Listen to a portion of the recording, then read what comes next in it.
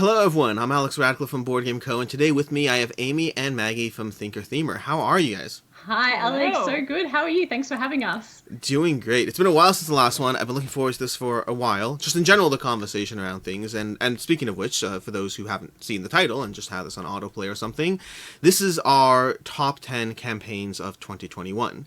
And speaking for myself, I'll go into the criteria I used, and they can go into theirs. And I probably should say this part, but make sure to check out their channel. I'll have a link down below. If you have not been watching Thinker Themer, you absolutely should be. They have anything from reviews to Monday. You have back chat, and then what do you call it? What's the back chat and small talk? A lot of small chat. talk. Yep. Yes. So Mondays you have a video like every Mondays, and then like 2 or 3 other videos a week or something. Yep, something like that when we can. Yes. Perfect. But yeah, so for the criteria, so make sure to check them out. I'll have a link down below. For the criteria for this video, what I did in particular for myself is, this is my top 10 favorite campaigns of the year. A lot of these games I've played, I am specifically not looking at my top favorite games that I've played necessarily. The Kickstarters are interesting in the sense that they're giving you both a game, but they're also giving you a journey. They're also giving you a bit of a interesting, just a process to go through. Sometimes I hit back and I never come back to look at things. It's just the campaign wasn't interesting. The game might be amazing, the game might be compelling, but it didn't pull me in. For me, this list is specifically the 10 campaigns that I felt most engaged by.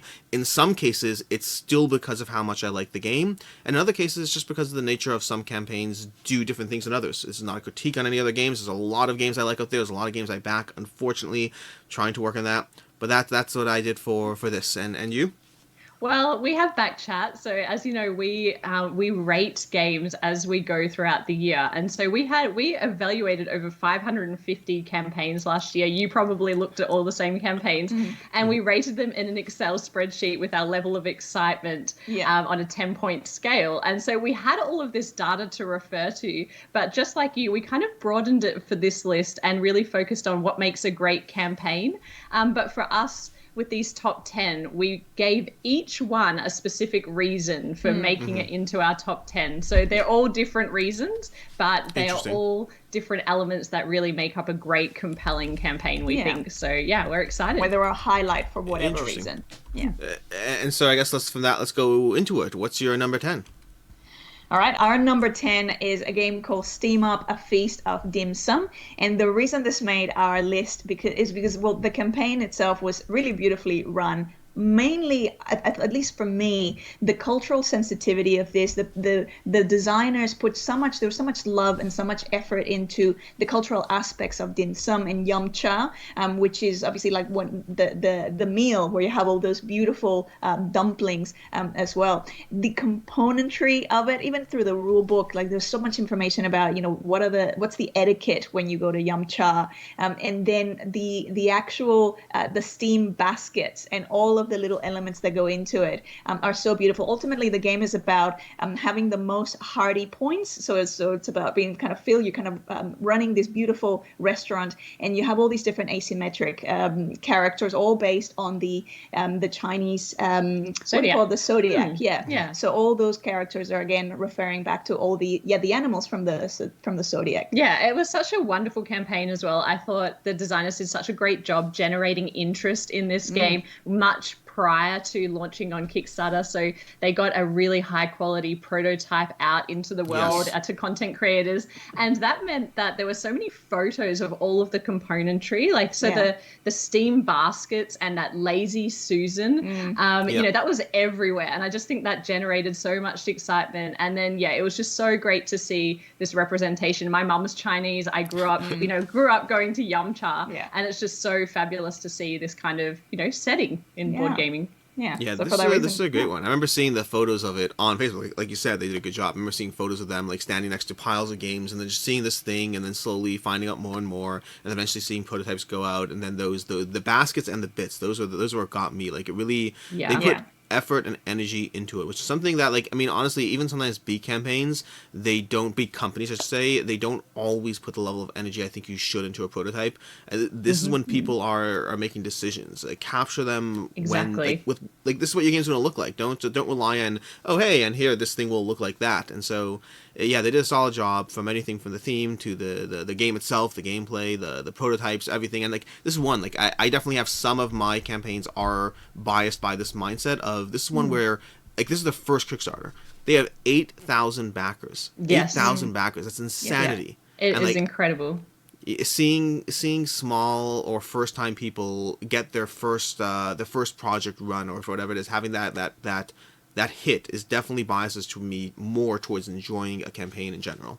Yeah, and the game itself wasn't even a game that was really for us. Like, it was probably a little bit too light for us, but it's made it to the top 10 for all of those reasons. They just did such a wonderful job of the campaign, and it's a beautiful feast of aesthetics as well. So Absolutely, yeah. That is our number 10. Very nice. My number 10 is possibly the only one on this list that I would say the campaign was actually fairly unexciting to me. But I like the game enough that it was still something that I was carried along for the journey. And that's going to be Mythic Mischief. Mythic Mischief is one that I played this one. It's interesting because my first experience with this was I've worked with Ivy Games in the past on other campaigns, on other videos and things, and so they reached out to me and talked about this abstract game. And I saw the art and actually was not pulled in initially by the art. I was like, it's a cartoony art. I'm not sure how much of a hit that will be. I'm not sure how serious you can engage people with that. But the abstract game sounds great. And then I played it, and the abstract game was great. And over time, I've learned to love the art as well. I've learned to fall in love with the world that they clearly fell in love with as they were creating this game.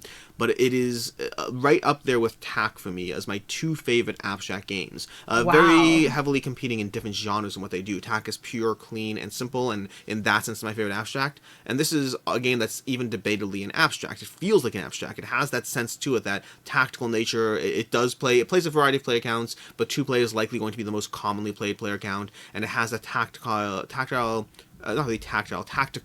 outthinking your opponents to try to figure out how to move, how to manipulate, even though each faction comes with powers and abilities, which takes away from the abstract feeling. But the end result is a game that is, like, it's a little longer, maybe 30-45 minutes per session, can be a little bit AP prone, but it's one of my favorite games of the year, to the point that even though the campaign didn't have that many surprises or that many interesting stuff, Ivy Games is one of those companies that does do, you have our whole game from the get-go, but it's one that I was still enjoying this every step along the way just because of how much I enjoyed this game.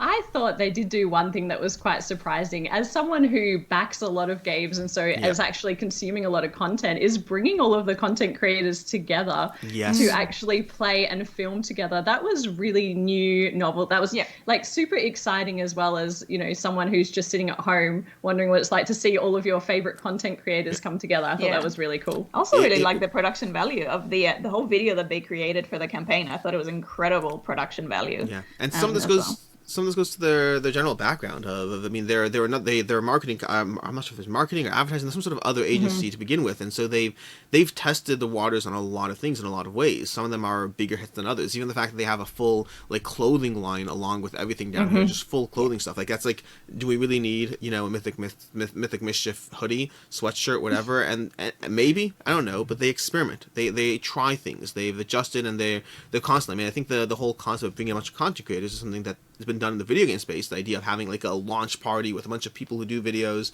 but it's not been done in the board game space. And it's interesting to try it. And from a selfish standpoint, it's great to sit down and see Jeremy Howard, see Monique and Naveen, see Raul, seeing a whole bunch of people and just being able to be with them in person and be like, hey, let's play games. And it's not a convention where we're all distracted and looking at the next thing. We can actually sit down and talk together. So that was selfishly so fun. Great. And while we're crying in Australia, just like, I want to play. So Yeah, it's very cool. I hope other companies do it selfishly. Just I don't even care about the marketing they get for the game. I just like the experience of being able to hang out with people I like. But yeah. Very cool. What is your number 9? Our number nine is less about the campaign and more about the spirit of the campaign, and it's a game called Backyard Chickens. So Backyard Chickens is a game that was actually a very small kind of campaign. It didn't, break any records or anything, but I love the story behind this game. This game was actually designed by a father and son designer team. So it was Don and Adrian Gilstrap. And Adrian was at the time, a high school student and came up with a lot of the mechanics in this game. And they've pulled together this game that is about owning chickens, and really it's a pure deck builder where you are trying to optimize the number of chickens that you have in your flock versus your ability to feed them and give them water. So it's not really doing anything too revolutionary, but there is one cool mechanic in there, which is called the mood mechanic. So when you can't feed your chickens, they get really grumpy with you. If they become too upset, they actually leave, kind of run away from you and leave your... They vote with their feet. They do. And they leave your flock. Yeah. And that idea was actually Adrian's. And what I love about this is that here's a game that may not have made it out in the real world if it just went to retail, probably wouldn't have even gotten to retail. And the spirit of crowdfunding originally is to really help these like indie games that were inspired by their own chickens in their own backyard, and chickens, and their bond and their love of board games that they share together. And for that reason, I just had to put it in here as our number 9 because it just, we get sent a lot of different types of games, and this one we're like, oh, what is this? And actually it's a really great game. It's a really great deck builder with a lot of built-in tension around kind of risk and reward. There we are. And so it ranked well in the week that we featured it in Backchat, but overall I love just the spirit of this. It really speaks to, there's a lot of big publishers in the crowdfunding space now, but this was one that just snuck in there and kind of was really like a heartfelt campaign. And it was just so beautiful to make it around. The whole thing is about making sure that you're keeping your chickens happy and making them even happier, and so you're giving them treats and like giving them the right combination of things that they love, and so I just thought that's so endearing. It's just also a fun deck builder as well, which we like in general as a mechanic. Yeah, and I didn't know all those aspects about the background story to the designers or design team behind it or what aspects, but I remember part of this that was interesting to me is they and I don't know if they planned on this. I don't know if this is a timing thing or a general creation of the game entirely, but I remember there's something about the whole nature of them trying to, as a publisher, fit their games onto the same container. And they basically were trying to pad the container with extra stuff to lower the cost per game, and they were passing on that saving to backers. They're like, hey, if you back both our games, you'll get that extra shipping for free. It was just an interesting... I appreciated it's that nature of Kickstarter as more than just a store. It's not purely a, hey, we buy things. There's more of a relationship between the backers and the publishers when it happens. Yeah. Yeah, absolutely. And I believe it's on its way to backers now. So they've turned it around really quickly. And the prototype was just, as per retail, I would imagine, or very close to. Yeah. So they put a lot of effort into it. And I was just, they should be very proud of what they've done. Nice. My number 9, whoever 9, right? I think so. My number 9 is a game that is another first-time creator. And it's one that I really, really like the game. I appreciate the campaign as well, but it was fun to see it grow. And it's another person who kind of put everything behind it.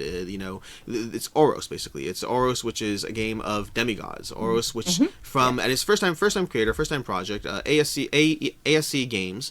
And it's one in which he started putting out videos of the game. Like, if you watch the video for the game, he did that himself. He's a one-man team. He designed the game, he put together the page, he did the company, doing everything himself from start to finish, and then delivering an amazing game along the way at the same time. Oros manages to feel similar to some games and different than others at the same time. The very nature of building out your landmass, of building, shifting landscapes around you. The board starts with preset, you start having abilities that are preset, and then as the game develops, you're shifting landmasses and developing your abilities, the ways you're better than other people, the ways you can move tiles around the board, the ways you can spawn volcanoes, the ways you can move your people. It's incredibly thinky in what it's doing. It has strong solo play. It has general just board presence that it's a kind of game you sit there and you watch people playing it, and you're like, wait, what are you doing? Because this looks like something like Carcassonne on steroids. It's like you're messing with the board, you're messing with the world, and you're doing so while upgrading your own tableau and trying to be as competitive as possible. The campaign was fun to go through as well. Seeing anything from the various the extras they had. They didn't have a lot in terms of extras, but they had a lot in terms of premium stuff, including the point of, at one point, they were talking about how the entire map actually builds out to be its own puzzle. Meaning you actually could sit there and build out a fully functional map using all the tiles just from a visual stance. But it was fun to watch. Again, it's a small creator, first time, 5,000 backers, $300,000. It was fun to watch the journey along with a great game that I really enjoyed. And we were one of those backers, so we're very excited to receive that one as well. Looks great. Yeah, with this one, I love the aesthetic of it. It like the aesthetic had me immediately, but then it was actually the gameplay. I was like, oh, it looks a bit more abstract than I would like it to be. It's still obviously like we backed it, and like I'm really keen to check it out. But yeah, glad to hear that as someone who has played it, you're quite a fan. So really enjoyed this one. It was really solid, and again, that whole first time creator aspect or not, first time creator. What's your number 8? Number 8 is a game called Night Market. Now, Night Market is based on the night markets of Taiwan, and I think the reason it made this campaign made it onto our list is because we absolutely love this setting. We love Taiwan. We love the night markets in Taiwan. It's all about food. It's all about that, sort of like as the light comes down, and it just the city kind of comes alive with these beautiful markets. And so in this game, you are running one of those stalls in the markets, and you're trying to match the demand of the different customers that are going to be walking past to the types of dishes that they're likely to purchase. One of the things that happened when we were looking at this campaign is one of the big things that we love about Taiwan is Amy's obsession and incredible skill with claw machines. So those machines where you got the toys inside, and I have never experienced this until like we started dating. Like this is going a decade ago. I'd never ever seen anyone win anything from that except from TV. And then we were kind of walking around, and there was a machine. I'm like, don't waste your money. No one ever wins. She's like, no, I'm really good. I'm like, whatever. First go, there it went. I was like, I don't think I ever I've never changed my face. Every single time it happens, I'm just like, like how does she do it? And in Taiwan, it's a huge thing. There's all these entire shops that are just claw machines. And so when we were covering this game at the time, we put all of the toys, all of the plushies that Amy's won from all of those claw machine adventures. And the designer actually was inspired by that and added a claw machine expansion. That was because of you? Yeah. Oh, wow. I saw the expansion added. I know there were a bunch of modules that I didn't get to play because I also tried this one. But wow, I did not realize that was because of you. That's your fault. Apparently we were the inspiration, but I do love them. And actually we were never meant to cover this game. We were recommended to check out the prototype by another content creator here in Australia. And so we hadn't heard much about it. And Maggie actually really fell in love with the game as well. Yeah. And given the setting, it's, it kind of all came together for us. So it's a very positive memory for us, and it was lovely to be involved in that way and just have put a review out there and then have it inspire part of the game. Yeah. What more could you ask for? Yeah, So that was very really cool. awesome. Yeah, this almost made my list. This one I was definitely looking at because of the fact, first of all, I enjoyed it, I played it, and I really enjoyed the game. And then there were all these expansions that came out, including the arcade expansion throughout the course of the campaign that I was like, wait a second, why didn't I get to play those? I want to try these things because I want to see what else they add to the experience. It's already fun to go through as it was, and more content, more expansions always is intriguing to how they add to the experience. On a completely unrelated note with claw machines, I will say that I am terrible at them 99% of the time, but there was one time when I was in 11th grade, where at a Dave & Buster's, I figured out that particular claw machine and walked home with 10 watches. They were all $2 watches, I'm sure, but I at least got, I felt, it felt very cool. $20 worth. Yes, exactly. And then I proceeded to try. It's the thrill of that, that claw grab. It's okay. I tried it in the future thinking I could do them well, and apparently it was just that one machine. Yeah. Very nice. My number 8 is a game that, this one is actually one that I debated putting on here as well for the same reason, that aspect that there wasn't a lot in the campaign that initially excited me, and it is a larger publisher, so it didn't have that newness to a certain degree, but at the same time, my number 8 is Too Many Bones, Unbreakable, which was, first of all, it's a game that I love to begin with, and secondly, this one had 22,000 backers. They crossed $3 million for a company that's last campaign, their last, metric was crossing $1 million. And this is sort of the culmination of just the series that is Too Many Bones, a series that made Chip Theory games what they are to a degree. It wasn't their first hit, but it was certainly the most popular hit. It's a game they can't seem to publish enough games. They keep selling them because everyone tells people how good this game is. And you have to, because you're asking people to spend $100 on the low end, $150 to $200 on a more reasonable, just to get them enough stuff for the game. And that's a big ask. And it's a bigger ask when you realize that some of that cost is going towards things that you might not care about. Heavier chips, plastic cards, neoprene mats, and you're like, can't you just make a regular board game and I'll buy that for $40? So this is one of those games that has genuinely survived and thrived on word of mouth, on the fact that people keep telling people, I had those doubts, I had those hesitations, but I went in and I got it and I loved it. And $3 million later, this campaign is and it's supposedly the final full game of the series. They might use the universe, but supposedly, and past promos, who knows. But this is it. This is your last chance to really dive in on a Too Many Bones proper Kickstarter, assuming they stick to their word. You know, companies have said last before, and it doesn't always happen. But it was very exciting to see that this still somewhat small company, and just sometimes companies can really make it in the space. Sometimes companies can really build up a loyal fan base, loyal audience, and do well for themselves.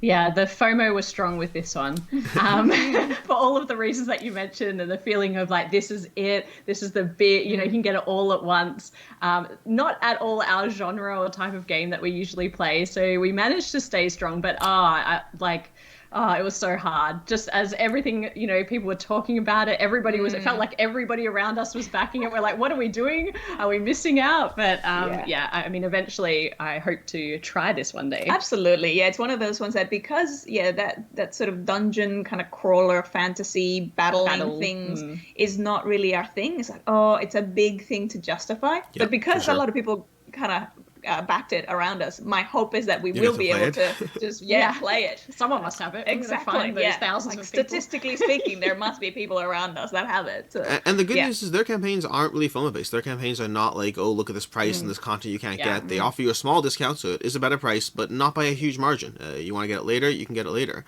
And the last time we did one of these videos, I recall having lots of conversations about how you guys don't do cooperative games. But, like, have you at all leaned into them in the slightest, or still a year later, this is all the same? Oh, well, wait till you see some on this list. Okay. Yeah. I will. There you go.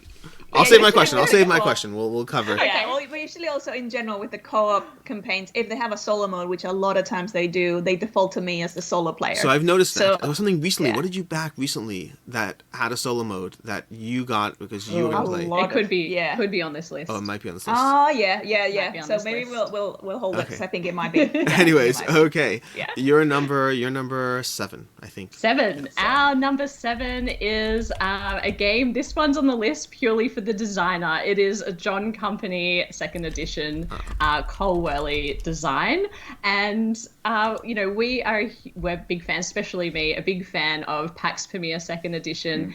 And then if from the last time we did a top 10 together, there was Oath was on our list as one of our most anticipated games of last year.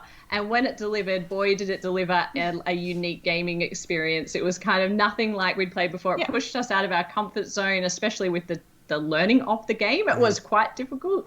And I've just come now to expect that Cole Worley is always going to deliver a different experience that is, whether you like it or not, it's going to push your buttons in different ways. And that's what I expect from John Company. So going through this campaign, I really liked the kind of grotesque artwork that was part of this satirical view of the East India Company. The fact that you are kind of playing and trying to get your children into powerful positions. And then the fact that it involves a lot of negotiation, which is typically something that we don't really enjoy in board games necessarily. But again, I feel like I'm in trustworthy hands with Cole, that he's going to allow us to explore this mechanic in a different way that might lead to a light bulb moment. It might mean we will keep the game, maybe it won't, but it definitely will teach us something. I also really enjoyed in this particular campaign that you could pick up PAX Premier 2nd edition and everything that went with it. I know a lot of people were happy about that because it was so hard to get it, once it really took off. So, just really excited about receiving this game. Yeah. And there's a fascinating interview with Candace Harris from Board Game Geek, if I recall correctly, that she did a whole interview with him where Cole was talking about how one of his, I don't know if his phrase is a goal, but he was saying that he recognizes that it is what it is, but he doesn't have a game that feels like a Cole Worley game. He designs different games, different experiences, and they're different. It's not like Reina Knizia where, I can see the math behind this game, it feels like Knizia, or Stefan Feld, one of my favorite designers, who it feels like a Stefan Feld game. He specifically talks about he doesn't do that. Again, whether incidentally or by intent, I don't know, but it certainly is a fascinating thing that both makes it a delightful surprise when you try things like, ooh, I didn't expect that, but also means it's harder to know whether you're actually going to like his game when you back it. Yeah, absolutely. And I like that he borrows from other genres as well. So, leaning heavily, borrowing from wargaming. Obviously, that is, we haven't had any experience in wargaming, but they're bringing it into, this more accessible, theme and kind of yeah, I don't know. It always sparks something in me. So I'm always really excited to try his designs. Very nice. I think with this one, the artwork, like the board looks a little bit more dry than I would like it to. As the theme. And I know that it's an aesthetic choice, but yeah, I'm still, as you said, like looking forward to the experience overall. But because I'm very like aesthetics forward, this one I'm kind of like. Maybe I'm it not works for us. super excited, but I'm like, yeah, I'm keen again for the experience side of it. See what happens. In Pax Pamir manages to be a surprisingly aesthetically pleasing game, despite the fact that it almost seems like it shouldn't the components. be. Yeah. Yes. Yeah. Minimalistic kind of design. Yeah. Very nice. Those blocks are beautiful. Yeah, the little kind of what is the material? It's like almost like resin. Yeah, but it feels like a clay almost. It feels really beautiful to the touch as well. Yeah, in packs. Cool. My number 7, I think. My number 7 is Scarface 1920. Scarface 1920, which is a game that, this is another first-time publisher that managed to get 7,500 backers, breaking $1 million, if I believe you convert that to dollars, they just crossed over when the campaign was running, and they did tremendously well, and it was a game that I was skeptical going in. It kind of seemed like they were taking a Euro game, slapping a bunch of Command miniatures, basically, because it's not Command, but it's Big Child Creative, the company that works with Command, and it seemed like they're just taking a bunch of very nice miniatures, slapping them onto a Euro game, and hoping that would sell. And so I walked in fairly skeptical at the beginning, and then had a chance to sit down and play it, and really, really enjoyed it. And from there I started paying attention to the campaign, and the unlocks, and the extras, fun, anything from miniatures and all that stuff, which is nice, but like turning cars into miniatures, turning house into miniatures, adding game trays, which I really enjoyed. I mean, anything that adds to the accessibility and the streamline to get a game to the table and set up, as well as providing, you know, a screen for the players doing the gameplay, so functional storage and gameplay related inserts, and then more content, more expansions, more cards, because it's a game where one of the things that's going on is basically a worker placement, deck building, area control game. And if you're thinking that's a lot of buzzwords, it is, because they, like I said already, I was worried that they were leaning into buzzwords and miniatures as their selling point. But all those aspects are kind of pulled back. I think worker placement is likely the biggest feeling it has, and then with aspects of area control and aspects of deck building. But one of the core things that stuck out for me is the job cards. These incredibly powerful cards that when you play them, they break the game in different ways, and so trying to get the right sequence of jobs that work together, a car bomb here, you know, bribing the police there, it's highly thematic, it's highly mechanical, really, for the two of you. I don't know if you back this or not, but it hits both the thinker and the themer and the feeling of what it does. I mean, one of the gameplays I had with Quacklope had them bombing my districts again and again, so I couldn't do anything. And so I literally turned around and went to the cops and started, you know, reporting on my enemies. So it both thematically it worked and mechanically it worked, and it really gave us an excellent game experience. And so this one, from the campaign to the game, I'm very much looking forward to the final delivery. Yeah, I'm not surprised to see this on the list, and I was, well, as soon as it came out, I backed this game because it was very components forward, as you mentioned. So, yeah, I was like, minis, all these, like, the game trays are beautiful, obviously, but everything about it just screams like, I need to get in on this game and get everything that it's all about. But then, you know, it was quite expensive of a game. It was. And actually, with the campaign, I did feel like it was very components-led, and it was quite hard to work out what the gameplay was like. And it wasn't until I think you and Quackalope put out videos about it that you really got a sense of what was going on. But by that point, I had actually let go of my back, so I dropped the back. But I'm still now, I've got total FOMO over dropping it. Did anyone around you back it? That's the question. Sorry? Did anyone around us back it? Yes, any of your friends? Yeah, I'm not sure about that. Not sure. Yeah. That might be one that it'll have to wait until we come to the States. Or I'll have to pick up a sad retail copy that has none of those green Kickstarter exclusives that you're scrolling past. Yeah. And it was expensive. It definitely was. There's no question. And one of those things is that balance of, sometimes with these miniature heavy games, you're kind of like, oh, it's a miniature heavy game. It could be $150, $200, even though it's weird that there's that sense of expectation around that. But we've gotten there. But with Euros, it's harder to see $100 plus price tag. Usually breaking that $100 price tag on a Euro game feels like you're trying too hard, and it's like, well, I can just get these other €2 instead. And so it's always hard to sell. This is a game that I don't know if I would have backed if I hadn't played it. Yeah, yes. Yeah. But then again, 8,000 people did, and they definitely didn't all play it. So some people. Yeah, that is true. They listen to you after you played it. Yeah, exactly. Yeah. Very nice. What's your number 6? Number 6. So our number 6 is the campaign for Isle of Cats. Don't forget the kittens. So the big sort of expansion. There's a lot that went into this campaign. And obviously we've got Isle of Cats, the base game, which is obviously very famously well known for being that beautiful polyomino cats, trying to fit them into your boat so that you can save them out of this island. I can't even remember what it is that we're trying to save them from, what's happening in the island. So it ties into the City of Kings universe. I remember that. Past that, I don't know. I just know that like there's this one giant, dungeon exploration game, and then it's like, oh, here's another game where you're saving the cats from that world, which is hilarious. Yeah. And so with this campaign, I guess it's one of those games that has hit the table a lot in our house because it's just so easy to bring out for even non-gamers. Yes. It's just something that like people, it's a crowd pleaser. It always delivers. Polyomino, people can wrap their head around it. The actual artwork is really cute, and just it's a great time around the table. With this one, obviously there's lots of different things. There's obviously the expansion of Don't Forget the Kittens. All of the components are really gorgeous. Like I love all the little wooden meeples and like the little wooden cats. I can't remember what the other expansion is. The Rat King, the extra boats, that boat pack. The extra boat is huge. Yeah, everyone wants more boats. The 2 minute, I think it's like a 2 minute mega box where so you can fit everything in it, and it makes it a lot easier to kind of pack everything up. And I watched that video. It's genuinely 2 minutes. Yeah, it's I got know, the timer really going. cool. It's the ultimate. And it's wooden as well, which is unusual to kind of ship that at scale, so that's interesting. But I really like the flow chart on the campaign as well. I just thought that made it really easy to kind of navigate the bits and pieces that you wanted to add to your base game, or if you didn't have the base game, the different levels that you could get in at. So I thought that was really cleverly done. I like that in a campaign. And the explore and draw, so the sort of roll and write equivalent, which again polyomino roll and writes tend to do really well in our house, so I'm excited. So yeah. And those pins, a little. You got the pins? You got the pins too? I don't know. Did we back the pins? I think we went all in. So sometimes they do something it was not cheap. Yeah, that's the problem. So the price point, they're like, here are these things that you may not want, whether it's a playmat or pins or whatever, and you're like, well, the price tag once you go all in basically makes them free. So like, I guess I'll take them. Why would I not?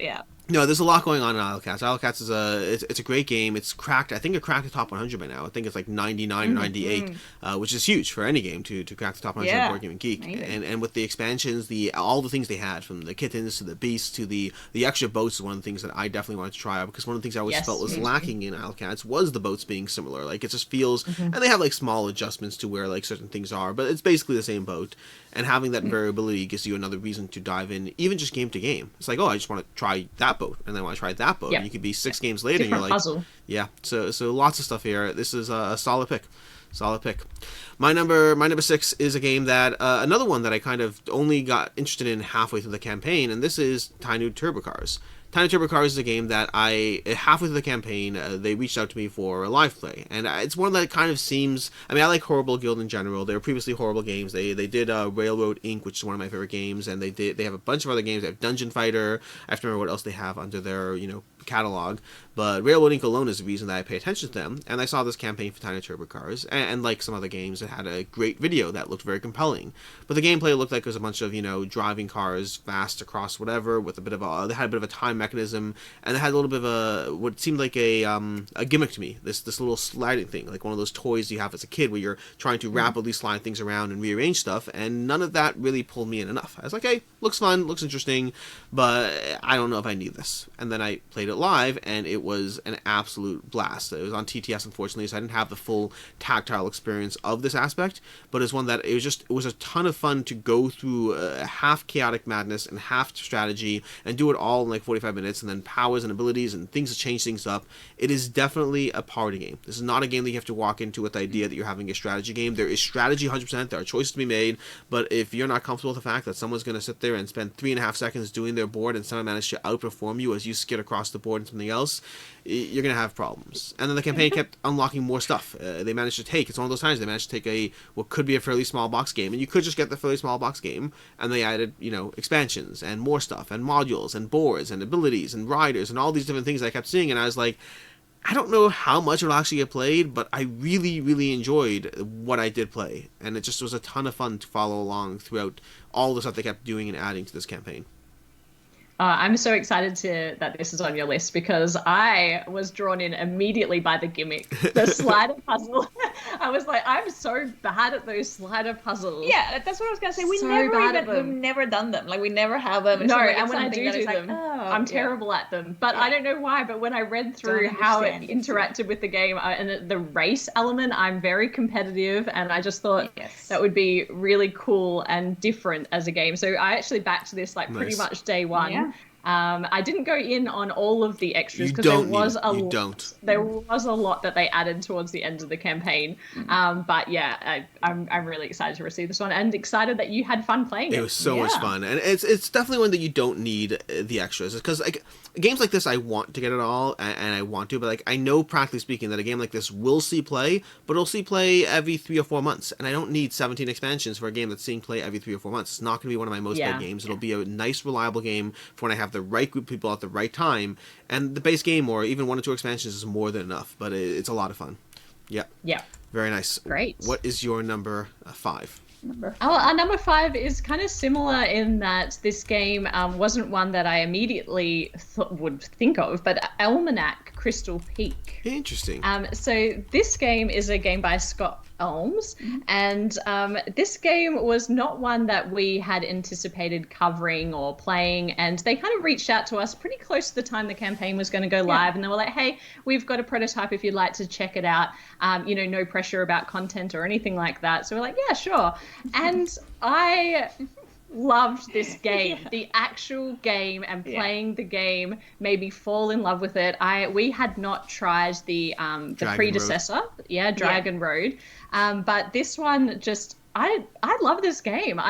We love worker placement, and the Almanac is essentially a book of different maps that you play through, where each page is a different worker placement puzzle. And the thing that I love about this game is that the tension in the game is really palpable. There's not enough spots that everyone's competing over really a few spots for the things that you want to get done in the game.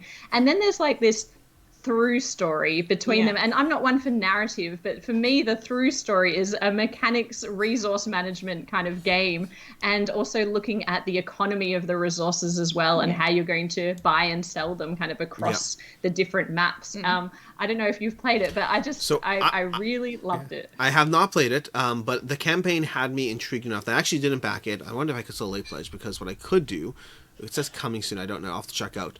But this is one that I didn't back the campaign, but I was definitely intrigued by the game. All those things just going on. I believe I watched your video on it. Also, what's it called? Meeple University, if I recall correctly.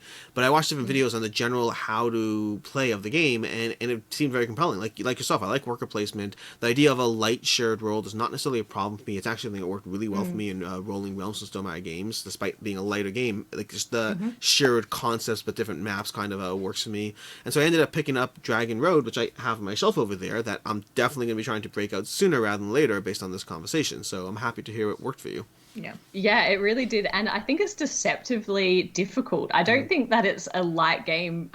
It could be a light game and you could go through it in a very breezy way, but if you're actually trying to optimize, it's really difficult. And when we were playing it at 3 players, it was a really tightly competitive game. The other thing I love about the game, just while I'm, fangirling out about the game, Go ahead. is that along the way there are like these little party game kind of things where there might be a little mini games. Little mini game that might be a dexterity element, and in amongst all of this tight, tense worker placement, you've got these little mini games that really bring the energy up around the table. And I'm very conscious of like energy around the table, and I just love that. I thought it broke up the flow of the game. All of a sudden you're trying to balance something on the side of a table and flip it in the air and catch it, and it doesn't really it doesn't guide who wins or loses the game, but it's just like these fun, energizing but also elements. Thematically it made perfect sense, because as you're kind of going through this journey, you're on this kind of caravan going from town to town, and then each town has something different to offer. And so the worker placement is kind of thematically integrated with where the town where you're at. Those mini games are also thematically integrated. So you do feel like you're on this journey throughout the game. And because it's almost got this sort of like choose A, choose B, it's not always going to be the same set of maps every single game. So very, very clever implementation. Yeah. Very cool. Awesome. I'm very excited to dive into mine. My number 5, I keep saying I think because I don't actually track. I just follow and hope that I keep saying numbers.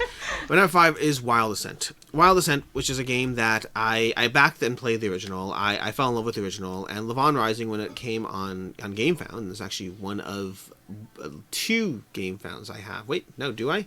No, I already had a GameFound. I already had my other GameFound was before already, Mythic Mischief. But anyways, Wild Assent Levon Rising is one that I really appreciate the campaign, partially just because there was more and more content being added. There's more and more content, more and more miniatures, more and more story to a game that I've really enjoyed quite a bit. The original game was purely just, a bunch of, well, not purely, there is a head-to-head competitive mode. I don't believe that's the main selling point of the game. I've heard people tell me it's good. I haven't actually tried it. For me, I've played what I view as the main premise, which is a bunch of seekers driving around in the wilderness and trying to capture and kill monsters. And there's a lot of choices about how and when to capture and kill them, because sometimes capture them is always harder, as it's, they're fighting back, they're trying to escape and all these things, and you're trying to tie them down but getting hit the whole time. But then it's more worthwhile to capture them. And so there's that trade-off of how do you deal with them, how do you survive, how do you ensure that your seekers don't actually die as you go through the experience. And I really liked it. I've never played Kingdom Death. It's a game that, to me, Jeremy Howard sold this as Kingdom Death Light. I never liked the theme of Kingdom Death, and so this was a game that worked for me well. And then Levon Rising came along, and it added story to a large degree. It took the story that they have done for their other game, which is Storm Thunder, and they took that element of the choose your own adventure story, and they threw the game around that. So now you're going through a story book and making choices and interacting and, helping a guard escape, or, trusting the witch as she tells you to kill your teammate, or all these different conversations, and it really reads like a story, to the point that I actually, going through the prototype that I had, I even sat down and read through all the alternate branching pathways. Like, I did that thing I did when I was a kid, reading a choose your own adventure book of like, okay, great, I got thrown off a cliff, let me try back to page 47, let me try again. And I did that with this game, because I couldn't play through the all the different options, so I played through a basic pathway storyline and then read everything else, because I actually liked it. I'm not selling it as the best story ever, I'm not in the slightest, but it had me invested in the characters, and I wanted to see what happens if I do trust the witch. There's a point where they asked me to kill someone that I didn't want to kill, and so I was like, do I do it or not? And I had to play out both options and see how it went. But then the campaign just kept on showing me more and more. Now, like some other games on this list, it's not a cheap one, but I love the original, and they're very shiny. So what's it called? Lazy Squire Games does a great job of making very shiny, very pretty miniatures, not just in their renders, but they hold up in person as well. And so this is definitely a campaign that I was very excited through the entire process of it. Nice. This is a world that we probably don't play very often, and so that probably stopped us from getting too deep into the gameplay. So it was really interesting to hear you talk about that, because sometimes we see these fantasy worlds or battling monsters and things, and that can immediately just put up that, not a game for us. So I don't know too much about this game, so it was really interesting. Yeah, if I recall correctly, I could be wrong, I have to double check. I think I actually put Storm Thunder the last time we did one of these videos. I think Storm Thunder was on that list. I'm only just realizing this now, but I think that's true. But I know some of these don't work for you, but at the end of the day, it's nice, honestly. It saves you money. I wish I had more categories that don't work for me. Hey, it's a good mix. We haven't had a crossover yet. Yeah, so. Exactly. I wonder if we will. We might. I think that my number 1, there's a decent chance. I don't know. I think it might be as well. No. I think I know. Maybe. I don't know. Now I'm curious. We'll see. We'll see. Okay, anyways, your number 4. Number 4. So our number 4 is Arydia.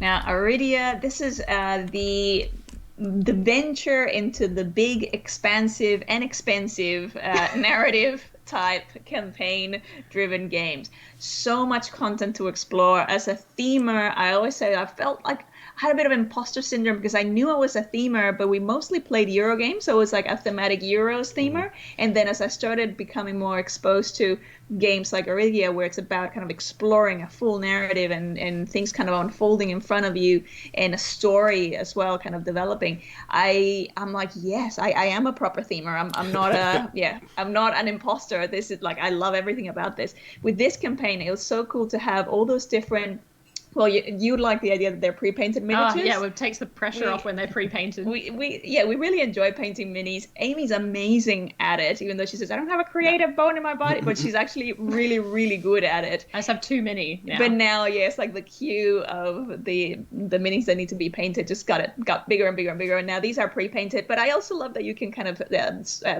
have exchangeable heads, so like swap the different heads, there's just so much in this campaign that, and again, this is co-op. So this is co-op, and we are always looking for the games that kind of break out, like the things that are on the edge of what we like, and this game is one that I definitely would give a go. So I'm excited. I'm on the hype train, and I'm excited to try it out. And I saw, then you're probably going to mention this, but I saw that you had a prototype and you really enjoyed the prototype. So that makes me even more excited to try it. But I'm not sure if I will be able to, like, we played Sleeping Gods, and I got about half of the way through the first game, and then I had to continue everything. You're on your own. You're off sailing off into the sunset by yourself. So I know Maggie will enjoy playing this solo, even if I opt out. But it was a big investment, but really excited. I'm about this now I kind of want to play Sleeping Gods and see how they line up. But this was an incredible game. I played through the prototype both solo and 2-player because I wanted to try the different options. And solo loses a bit of the experience, some of the thematic. The game actually has a storytelling mechanism where they reward you, sort of, with like, they literally reward you from a gameplay stance with like, here's this extra thing that you can use to like re-roll a die or add to a die, something like that. If you are, doing storytelling elements, if you encounter the character and you're like, a gruff brand of misfits, if you lean into your role. So like, and it's interesting, and I don't love being pushed into RPG elements, but it kind of worked for me in this game. But it's another one that, it didn't make this list. It was very much on the short list. The part of the challenge for me really was trying to distinguish between games I love versus campaigns I love. This is absolutely one of my favorite games that I've played this year. The campaign, it didn't really compel me quite as much. I wasn't even following it that much initially. Like some others on this list, I kind of walked in, not really interested. They reached out to me mid-campaign. They said, you want to play it online? I said, sure. I played it and got ridiculously pulled in. By the time I put in my coverage, it was the last few days of the campaign. So I never really got invested in the campaign so much as I did in the game. The game, I'm absolutely That's so interesting. Yeah. Yeah, because for us, the campaign was enough to convince us of a game that we would not normally look at. So there was definitely something going on in the campaign. I really like the double layered boards and the way that you can equip your character in, and placing the pieces in, and the promise of a save mechanism. And I know you spoke about this. I'm interested to hear. Yeah, that you said that you were worried about that, but it kind of sold it in the campaign, saying that it was really easy to kind of pack away in those little, I think it's got some boxes in there that you can put your player. So the way they have their individual player boards, the double layered aspect, all that will work tremendously well. I'm not worried about that. I'm just worried about literally the amount of content you have on the table. It's not that I'm worried you can't save it, it's just ultimately like, once I put it away, how likely or able. I mean, this picture right here is why I was both thinking that this is an incredible game, and I was not backing it, at least initially, because this picture just shows a lot of stuff on the table, and I have too many campaign games I don't table as it is. And so I was like, this is good, sounds good. And then also they talked about the RPG elements, and that usually isn't a huge selling point for me. But then I tried it, and it really, really works. So I had to play it. It's not that I wasn't interested from day one. I was interested from day one. But I have too many games that it was self-control. I had the degree of self-control, did not back it, and then they let me play it, and I was like, well, there goes that.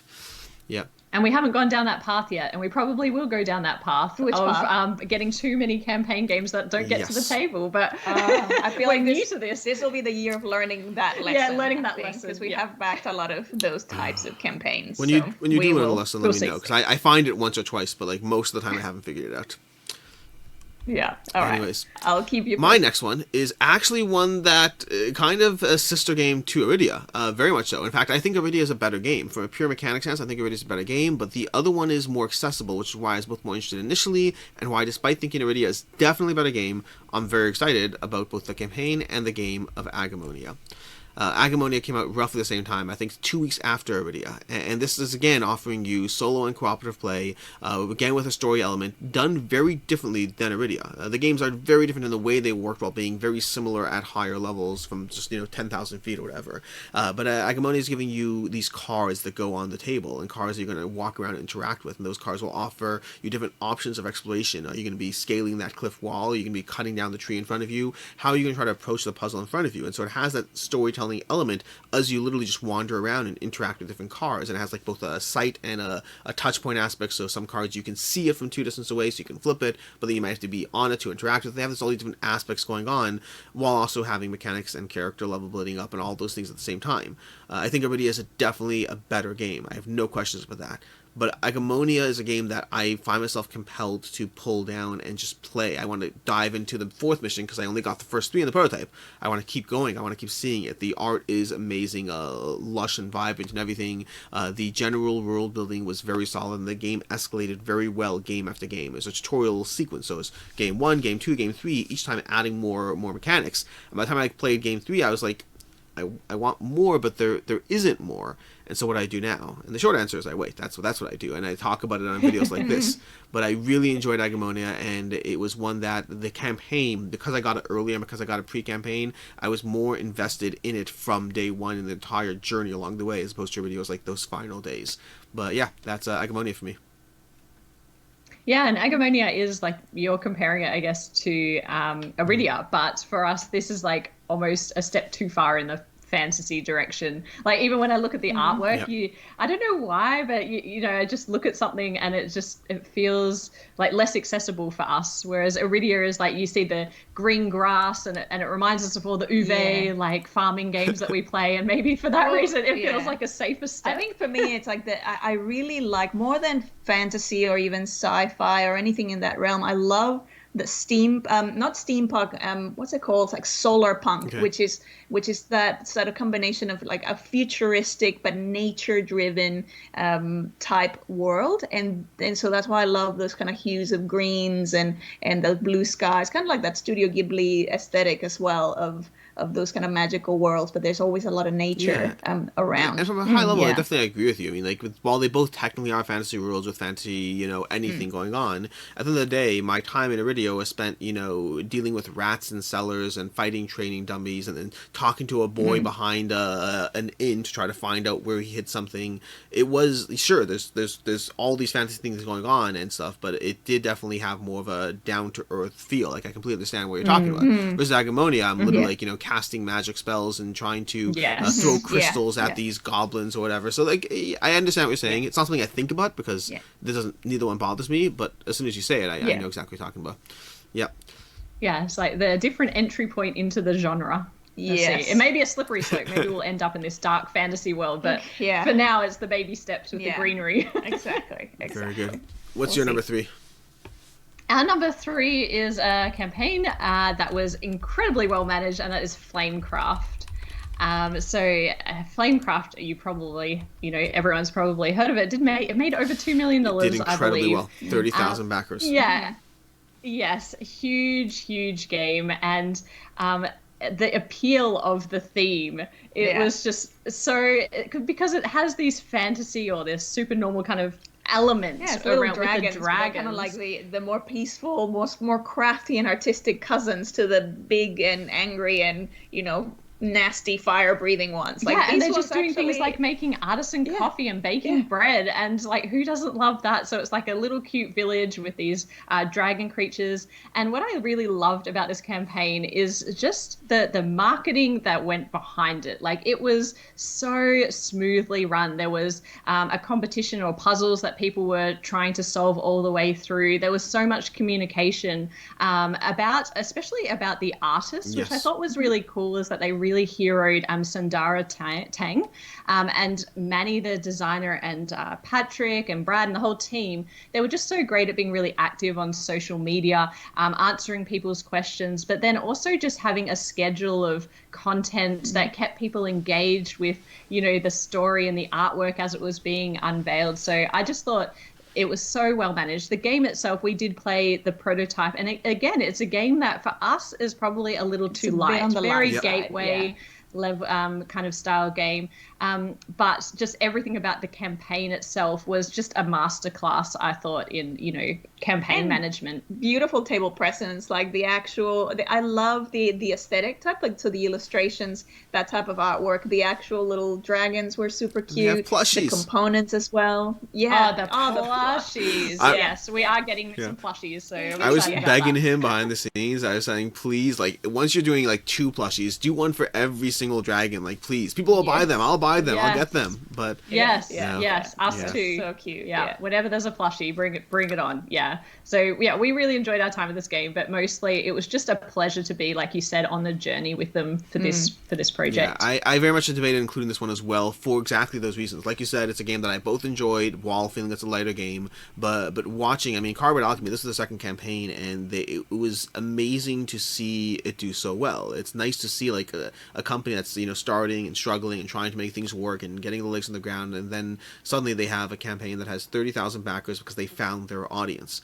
They found the audience of people who want the games. And apparently what I learned from this entire discussion is that if you want to get the two of you into like the fantasy world, we just have to like have those goblins making bread or donuts or who knows what. That's right. That's Suddenly. Right. Ease us in, like please. making candles, making quick little, it's like the whole thing was, it felt like that little village that you visit on a weekend. You get on the car and you drive a couple hours and you end up in this beautiful little town and you're like, I want to buy everything from every little gift shop in here and I just want to spend the day here. That's what this game feels I was just like. thinking, if you want to get us into like a dungeon or like a cave, you could have like a goblin or something leave like a breadcrumb trail of like sourdough bread or something. Yeah, that could work. And we would follow this artisanal bread all the way into eventually this you game find like genre a where huge how to orc get and he's stuff. like, here's your starter, like, you know. Exactly. That's the way to our heart. Very good. My number three is the lightest, I think the lightest game, second or lightest game that I have on this list, which is Marvel United. Marvel United, specifically the X-Men, is a game that, it's from Command. I specifically avoided putting like all Command games on this video. I took 2 off.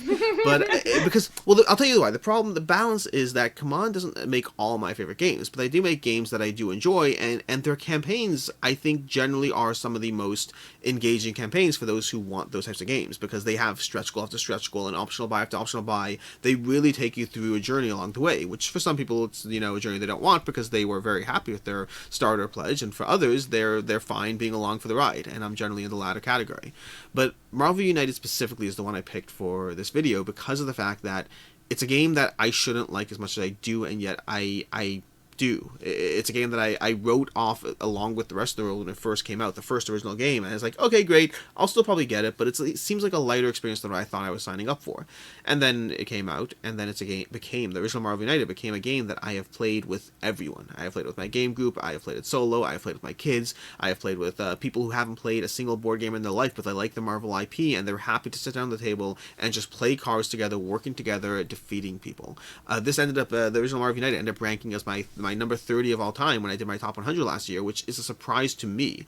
Like, I don't think the game is that good. I really don't. I think it's a simple, accessible game that is good. It does a good job. But between the theme, between the accessibility, and between the fact that it can be both hard and easy to play at the same time. You can have punishing scenarios, you can have easier scenarios, and because of that Marvel IP, it just becomes so accessible to so many people while being rewarding for a lot of people. It's not going to be competing with any Uwe Rosenberg or any Lacerda games in terms of what it's bringing to the table, but the combination of a game that really has surprised me in just how many people I play it with, combined with a Command campaign, and this was my number 3 most excited campaign.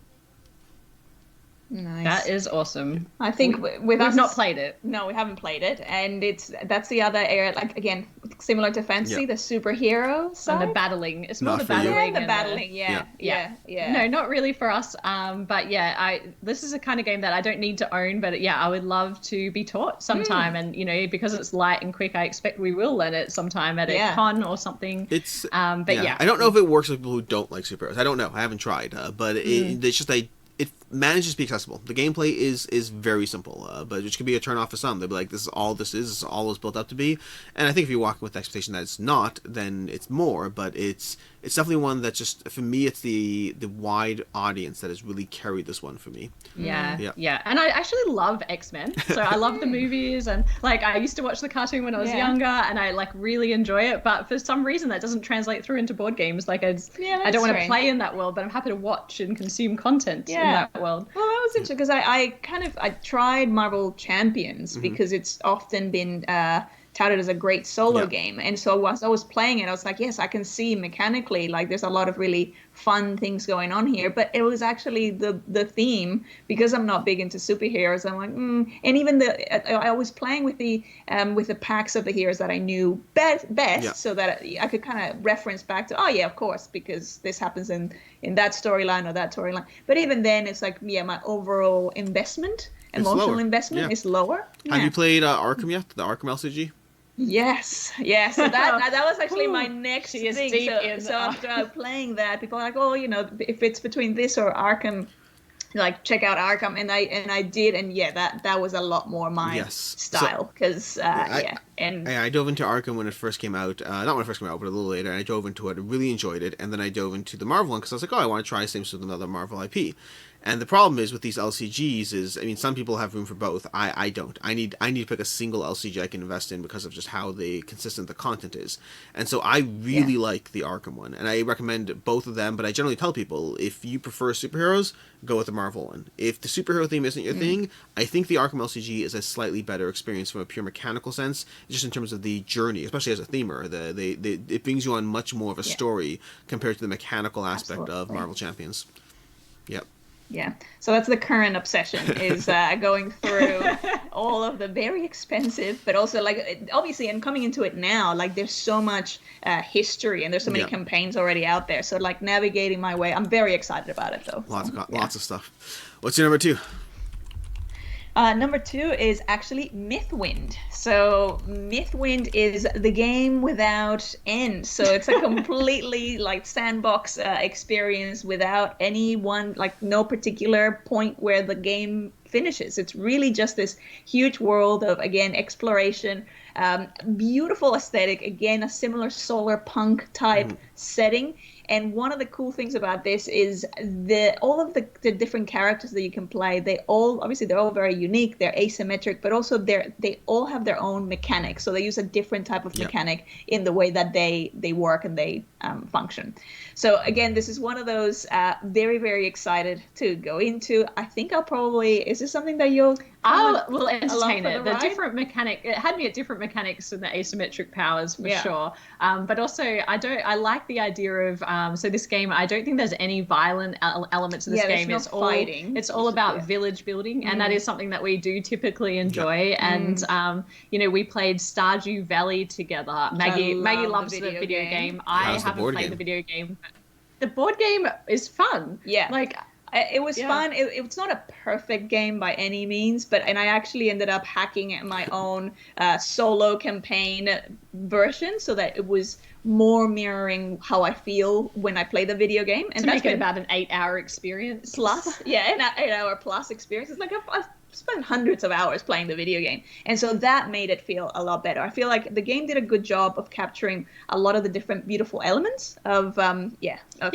Yeah, but I guess that is it's a hint that we can play a co-op game as long as it's in a world that we enjoy. And I actually really did enjoy my time, even though there was a lot of like dice rolling and going fishing and maybe or maybe not catching a fish. Like I really enjoyed that. And so I think that this theme will probably resonate really well with us and maybe convince us of cooperating, but who knows? I'm very curious to see how this one ends up doing, just both in the sense of the game that never ends, as well as just the cooperative nature of things. But I agree with you completely that for me, the biggest draw of this game, when I first heard about it, wasn't so much the never-ending part. That was something I was more afraid of, like, how does that work? But a lot of people rather the mechanical aspect of different asymmetric characters. Reminded me of Merchant's Cove to a degree, the idea of having this similar output, but having different inputs and trying to master your own puzzle, and how that game escalates. And that's something I still want to see. Like, I had a chance to play the prototype, but I didn't have a chance to try all the characters. We only got given 2 characters and only partially along the development, and so we didn't get to see a full picture of just how they both grow. There's a polyomino character, there's the one we played was the can't remember the name of her, but you're building these goods and becoming better and better at, look, my watches or my bags are better than other people's bags. The merchant, was it not the merchant? No, it was the crafter. Yeah. So they have all these different options options, and that's the main aspect that I'm curious about, how to master your own different puzzle of the game as you dive into it.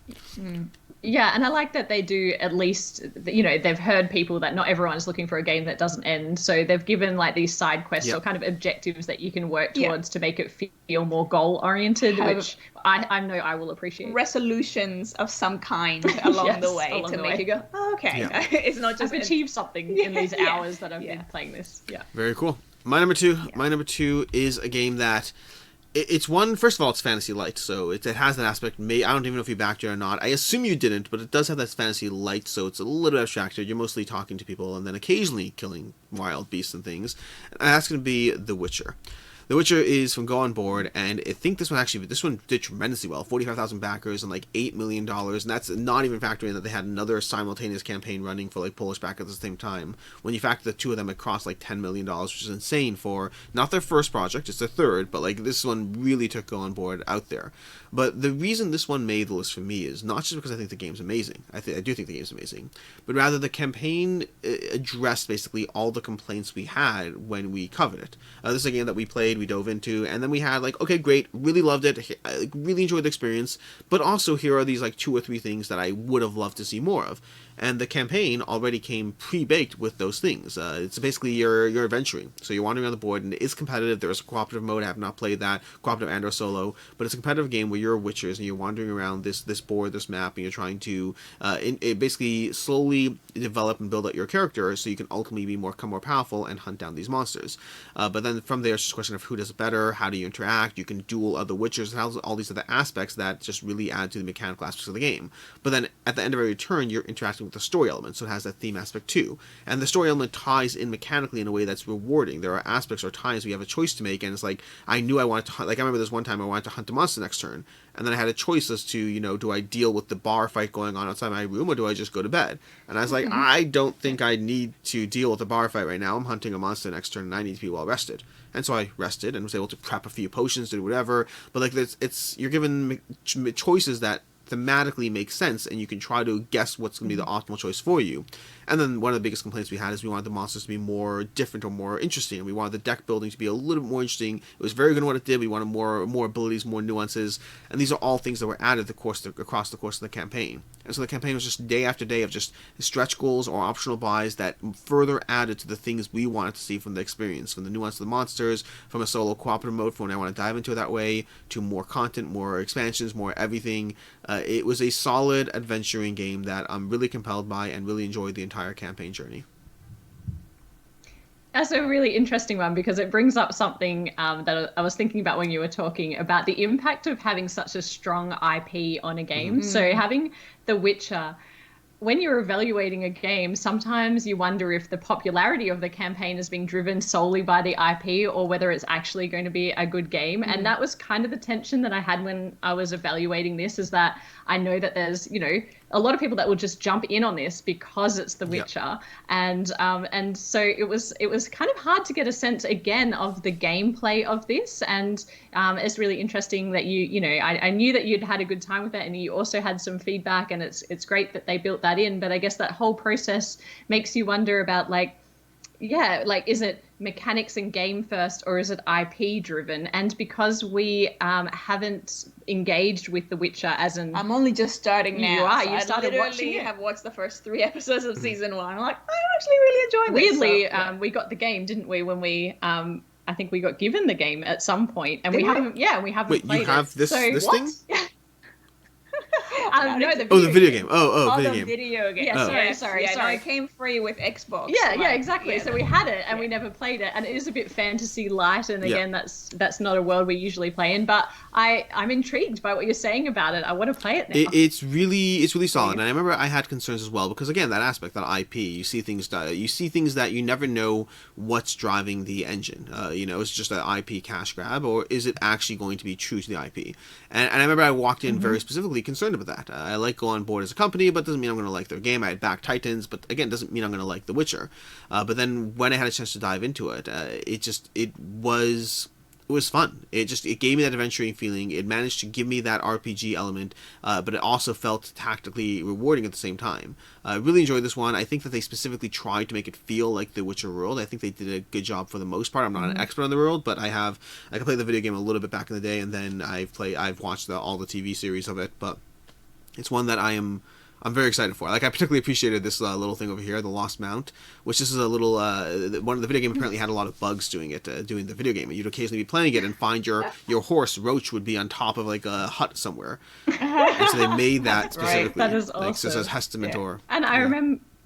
Yeah, I remember there was a lot of conversation. I believe you were kind of talking about this on the channel as well, about gender representation in the game and departing away from the IP. So that was really like kind of an interesting conversation that happened off the back of this. It was a lot of buzz around that, a lot, and it's a very complicated conversation to begin with. But like I it's hard to say what the right moves are or aren't. I can say I appreciate the struggle of them being in the middle. That's the part that I very much appreciate. Meaning it's not their IP; they're working with somebody else's thing. And how do you navigate that? Trying to stay. And so I understand that they try to deal with it. I think they could have been a little bit better. But I think the biggest misstep that I had a problem with is the idea that they like had it as like a slow unlock across the course of the campaign. If you want to divide it into witchers and mages and you want to do whatever, and they eventually did put Ciri in the campaign as a witcher to a degree. Yes. But it felt like the decisions they made could have been done earlier as opposed to having to be fought for.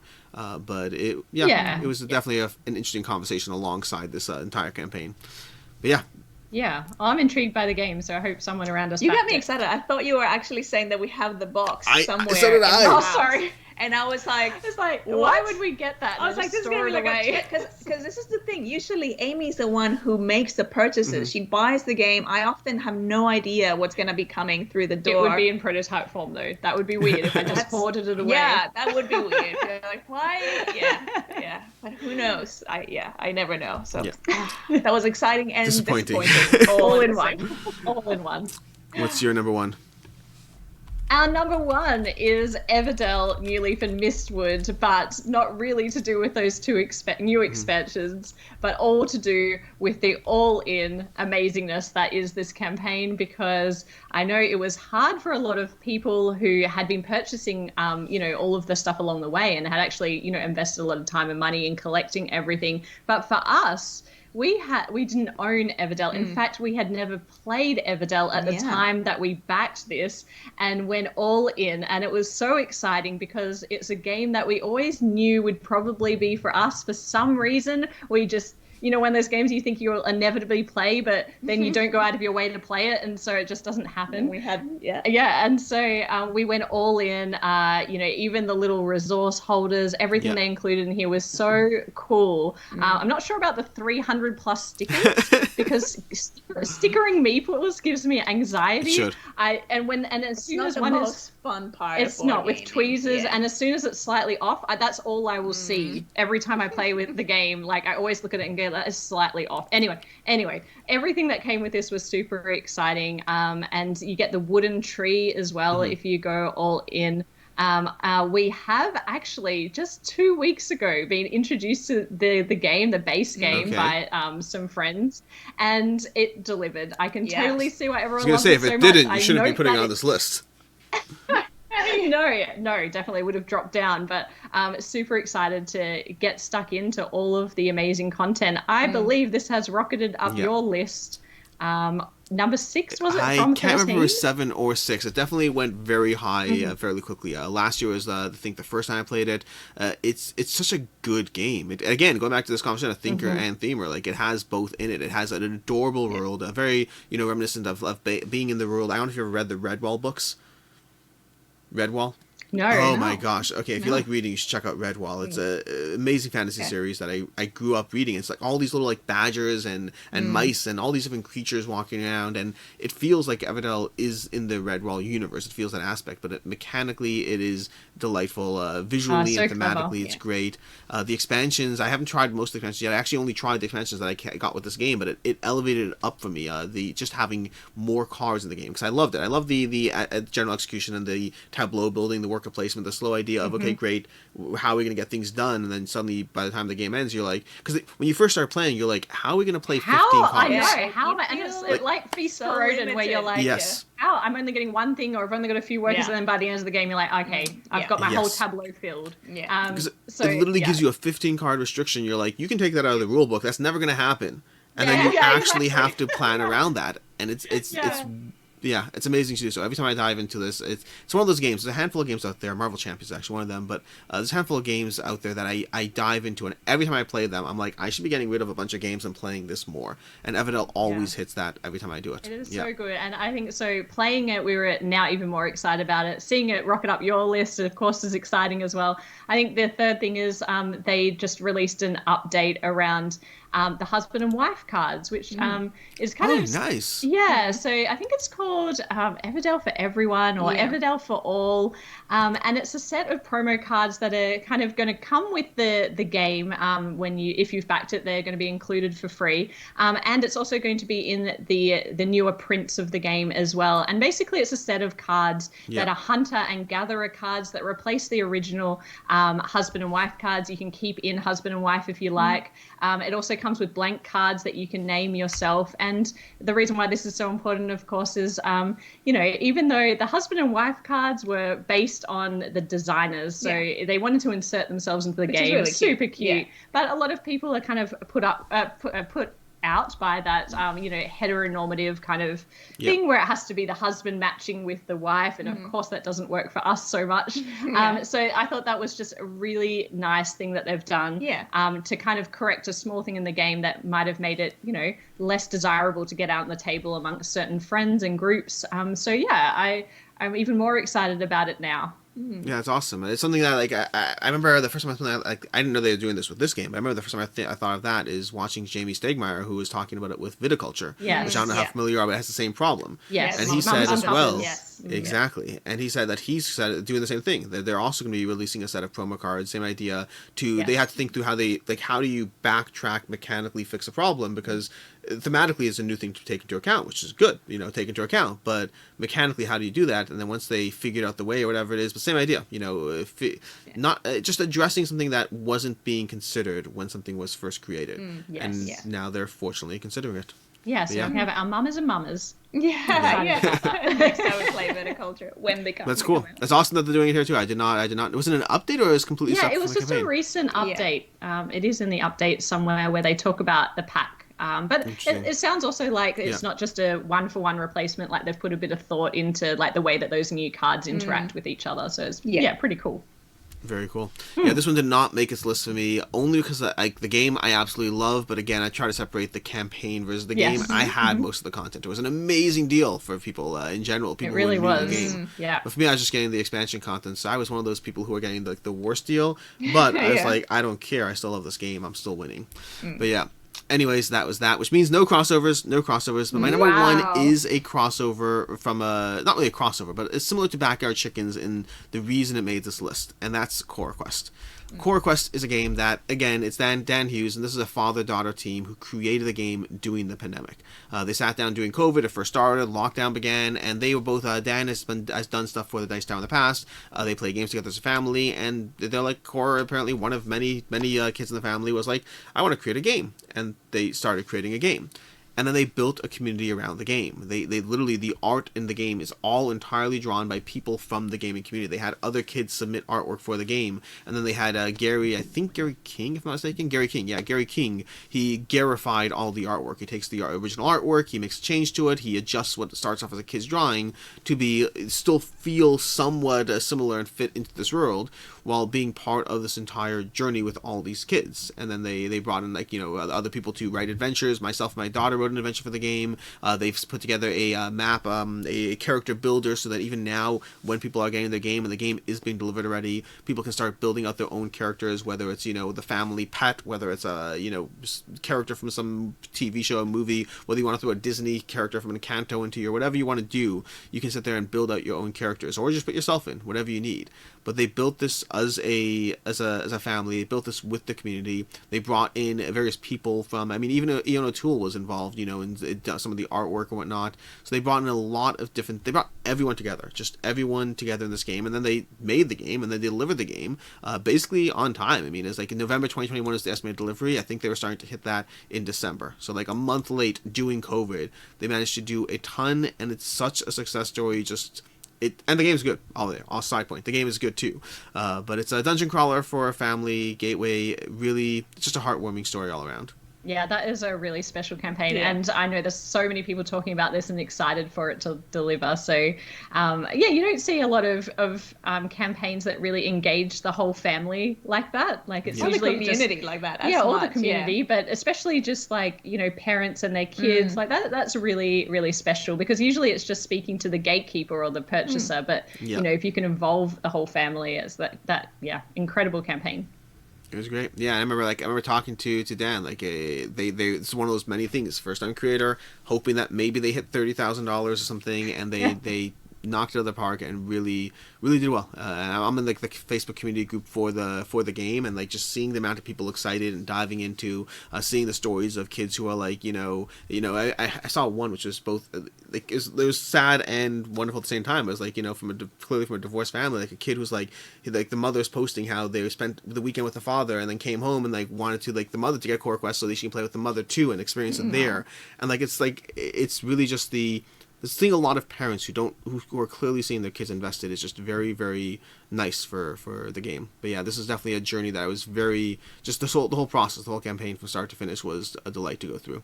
That is amazing. Yeah. Very worthy number one. Yes.